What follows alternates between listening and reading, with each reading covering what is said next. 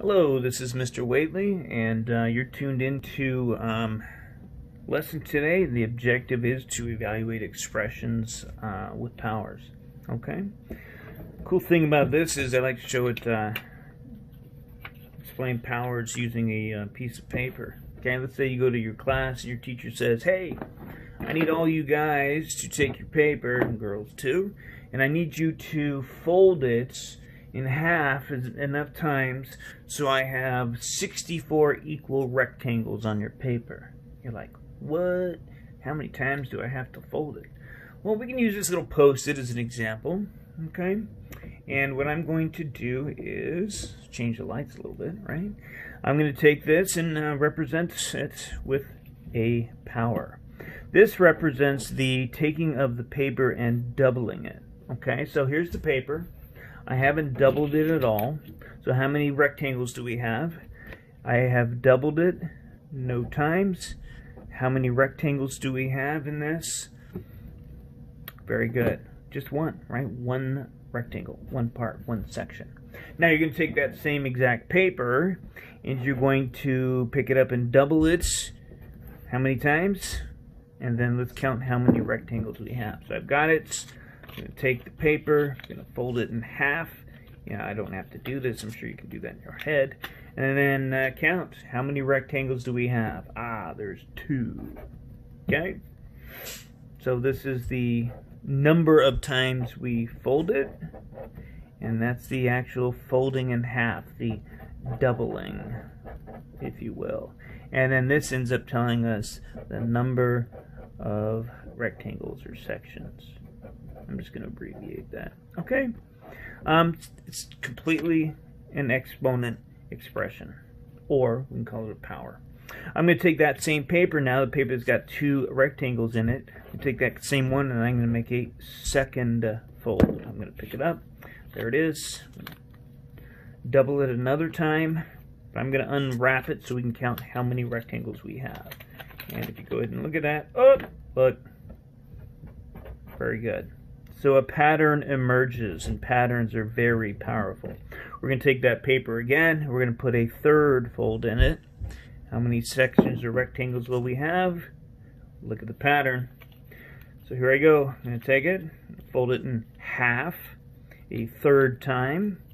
I'm going to unwrap it so I can count. It's a post-it, so it's kind of sticky. And I'm going to count. 1, 2, 3, 4, 5, 6, 7, 8. But Mr. Waitley, 2 times 3 is 6. Very good. And guess what? We're going to continue a little bit. All right, I'm going to take that same paper. I'm going to double it a 4th time. And let's see what we get. And eventually, after doing this enough times, you won't have to sit here, fold a paper, and count. Okay, these are folds already made, so I'm going to take it. I'm going to double it again. And voila! What do we end up with? You can probably tell me by looking at the pattern. Very good. 16. I'm going to unwrap it to double check it. Because at some point, we're not going to be able to fold this paper physically enough times. But if you look at it, look, good. 1, 2, 3, 4. Very good. Well, if we take it again, I'm going to take this paper, I'm going to fold it again. Then what is it that we'll get? Very good. And we can continue and continue and continue. That's the beauty of mathematics and the symbols for mathematics. Okay? We have this physical situation that's going on, but we're only going to be able to fold it so many times. So this will fail us eventually. With these numbers, we can just keep going and going and going forever. What would the next fold be, people? You can just... Very good. We would take that, double it, and you'd have 64. So your teacher would need you to double or fold your paper 6 times in order for you to have 64 rectangles. I'm sure it'd have to be a bigger piece of paper, right? Well, if you take a look at it, these are called, these expressions here, this is called a power. It's called a power. That's called a power. That's called a power. The base is the big number. In this case, it was 2. It's called a base. B-A-S-E, not B-A-S-S. The exponent which most of you are familiar with, is the value, the little number up there. Okay? And if you'll see, what it means is all of this, how it was calculated. You don't take this number and multiply it by this. No way. That would be wrong every single time. Okay? And before I move on, I need to tell you that the base with the exponent together, they're kind of like Batman and Robin, or... yeah, thanks. It's called a power. Okay? Power to the people. Alright? So what it means is this. A power means you're going to take the base and you're going to write it out that many times and then multiply it together. Okay? So in this case here, you bet. I got to lower this light. It's driving me crazy. Sorry. First lesson. Waitley learned. Waitley's learning his lesson. Hi, Chihuahua. Okay. Holy moly. Look at that. I was doing okay until that happened, huh? Yeah, sorry. Alright. Jeez.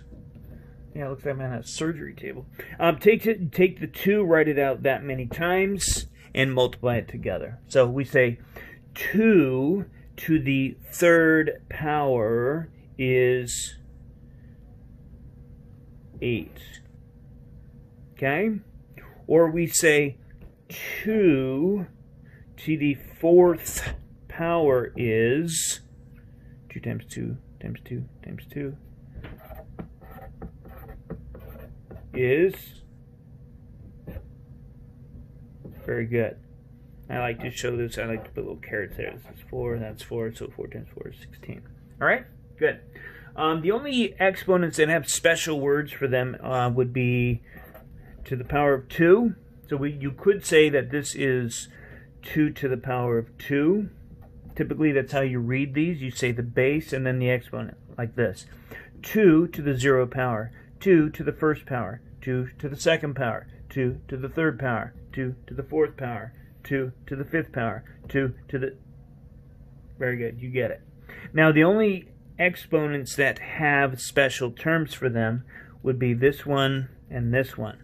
Anytime you have an exponent to the power of 2, you can also say, instead of saying to the 2nd power, you're welcome to say, in this case it'd be 2 squared.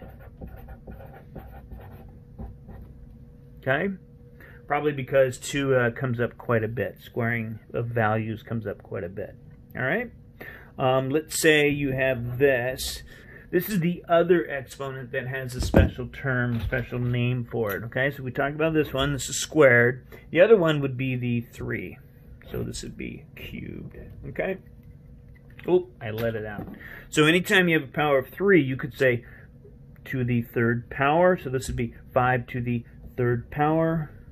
Or, another way to say it would be 5, in this case, cubed.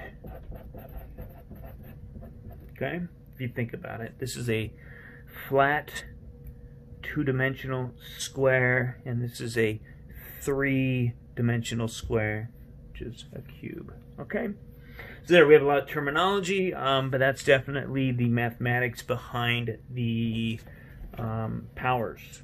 Alright?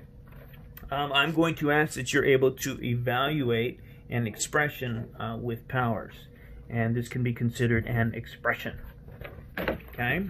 So, I don't know, example. Let's go with, I don't know, let's say we have 3 to the 3rd power. Evaluate that expression. Well, one way to do it is write it out. Take the base, write it that many times.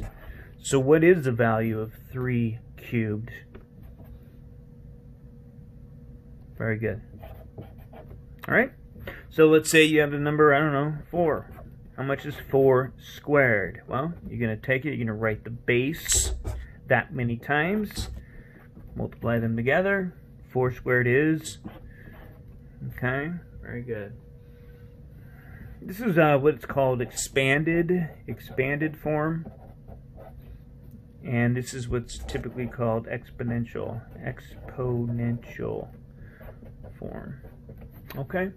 And you'll see that in algebra, and you'll see that in 8th grade, and you'll see that in 7th grade, and you've seen that in 6th grade. Okay? Exponents. You got it. So what's 10 to the 2nd power? What is 10 squared? Well, write it out. And it's 10 times 10, which is very nice. So I'm going to throw out 3 to you, 3 examples. Okay? And you let me know. I'm going to ask you. All right? Let's say we have 5 squared. How much is that? Great. It's 25 because 5 times 5. Nice. How about we have, oh, I don't know, let's say you have the value of 8, and it's 8 to the 3rd power. How much is that?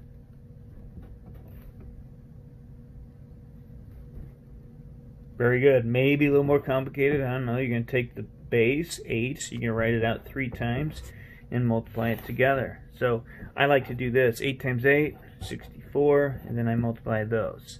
That's 2, it's 512. Very nice. So that's how you, oh, I owe you one more. Let's go with this one. How about 1 to the 7th power? Think about it.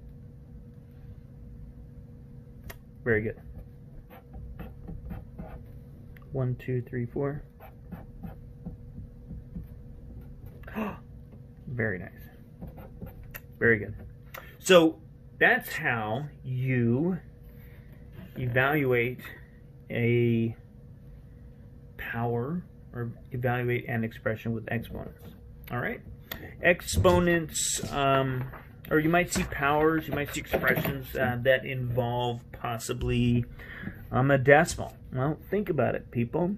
Let's go with 0. Let's go with 2/10.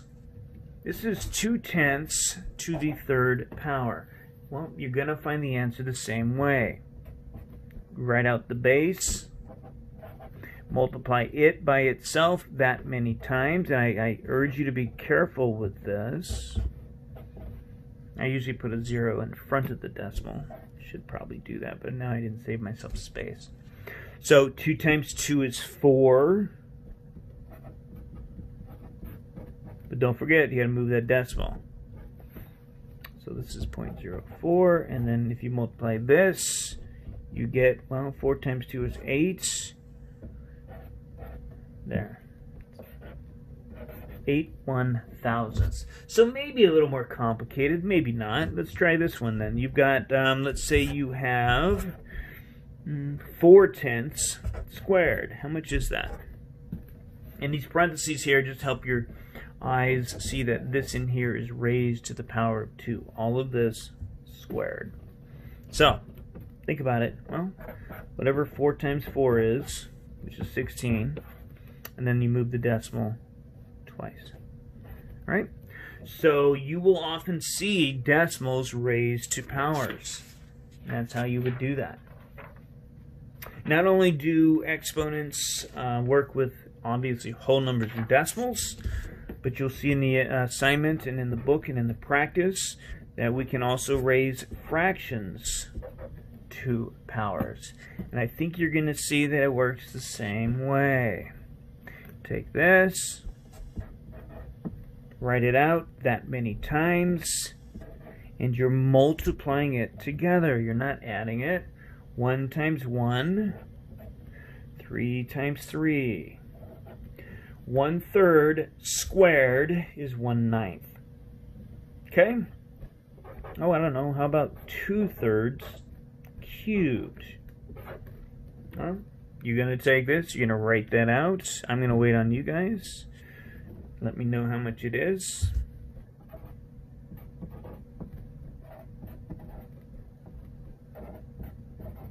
I've written 2/3 3 times. Very good. 2 times 2 is 4. 4 times 2 is 8. 3 times 3 is 9. 9 times 3 is 27. Okay? Very nice. So that's how fractions, when fractions are raised to powers, that's how it works. Okay? All right. Give you a couple practice problems here. Let's go with something like this. Let's go with evaluate that. Very good, because it's 5 times 5 times 5 times 5. 625. Nice job.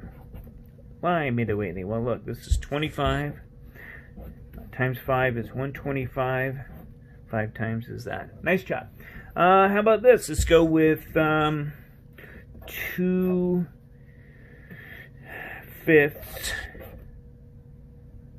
squared. How much is that? Very good. Nice job. And you're always welcome to write it out and multiply it. Never going to hold that against you. Okay? How about this decimal? We've got 1/10 cubed. A little trickier. A little trickier. A lot of times kids might say it's 0.3. Well, look. 1 times 1 is 1. Times 1 is 1. And then since we're multiplying decimals, you're going to move the decimal left 3 times. There, I'll put a 0 in the front. All right, very nice. 1/1000th. All right, very good. Let's do one more. Let's go with 2/10 to the, I don't know, second power.